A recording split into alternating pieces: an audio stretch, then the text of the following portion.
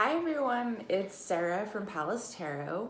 So we are here to begin the second part of our series of reviewing the sun signs. So I've been told it's been a little bit more helpful to go through the signs kind of one by one to flesh out a little bit more of the individual signs themselves so that when we get to the planets, it makes a lot more sense to everybody. So I'm going to talk about some things about the signs in general. And bear in mind, this is very general sun sign astrology. And one of the things I've been encouraging people to do is if I'm describing something that sounds like you, even though it's not your sun sign, write down that sign. Because when you do your chart, the chances that you're going to have that sign feature very prominently in your chart, they're pretty good, okay? So with that being said, I'm going to go ahead and kind of review the next sign that we have up here, which is going to be Leo. Okay, so with Leo, it's a fixed sign. It's a fire sign, so it's the fixed fire sign, okay? It's yang, it's very masculine, and the reason I say that because its planetary ruler is the sun, all right, you guys? And its symbol is the lion. So let's go ahead and talk about Leo. It's funny because I was thinking about fire signs in general and kind of their personalities, and you know, both Leo and Sagittarius, which is the mutable fire sign, we'll talk about that one in the next video, are such helpful people. If you need help, it's Leo and Sagittarius. They're so warm. They'll be there for you in that way. They aren't necessarily practical all the time, but they have an emotional warmth to them that's really kind of comforting.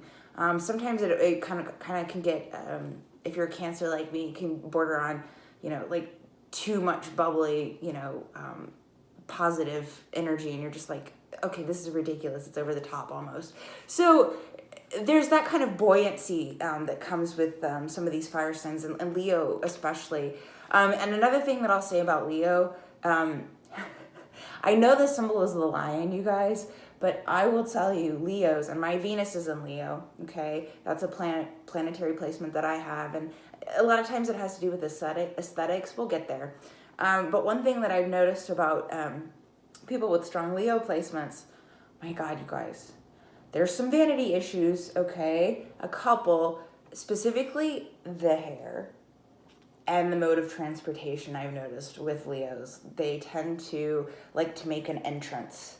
So I don't know what it is with them and their vehicles, that they just tend to pick something that kind of stands out. Not that it's, like the most expensive thing, but something that kind of stands out. And same with their hair. It's just always immaculate. And if you say something, they'll touch it, that kind of thing. But like I said, their ruling planet is the sun. So, when you have their attention, it's like the whole world is just glowing and beaming at you. So that's one of the really great things about Leo. You really do feel that warmth of character from them.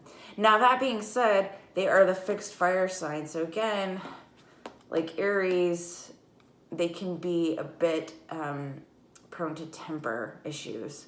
In particular, Leos really like to get along with people. They're almost like Libras that way. And so they have a tendency more to like bottle up their feelings and have them come out at inappropriate times, I've noticed.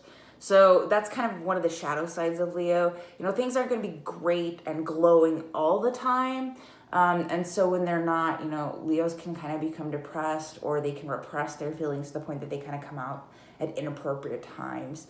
So, Leos really need a lot of creative stimulation too. I would say Leo and Taurus, especially those two fixed signs, their fixed modality. Remember, Taurus is the fixed earth sign. They're also really creative too. They really need to be, creating things of beauty, or if they're not actually doing that, doing something in their environment that makes it more beautiful. Okay, so let's go ahead and look at a couple of the cards associated with Leo so we can talk about that. So remember I said that Leo's ruling planet is the sun. So here we have, ta-da, no surprise there, the sun card.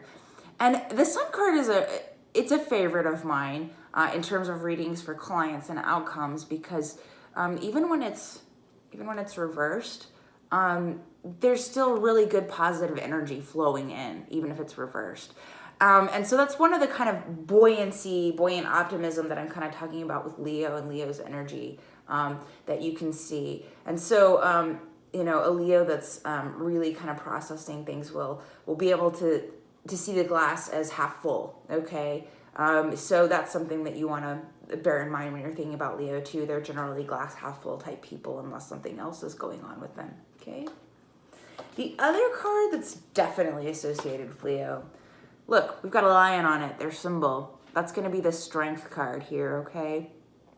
And that's really about mastering one's lower nature.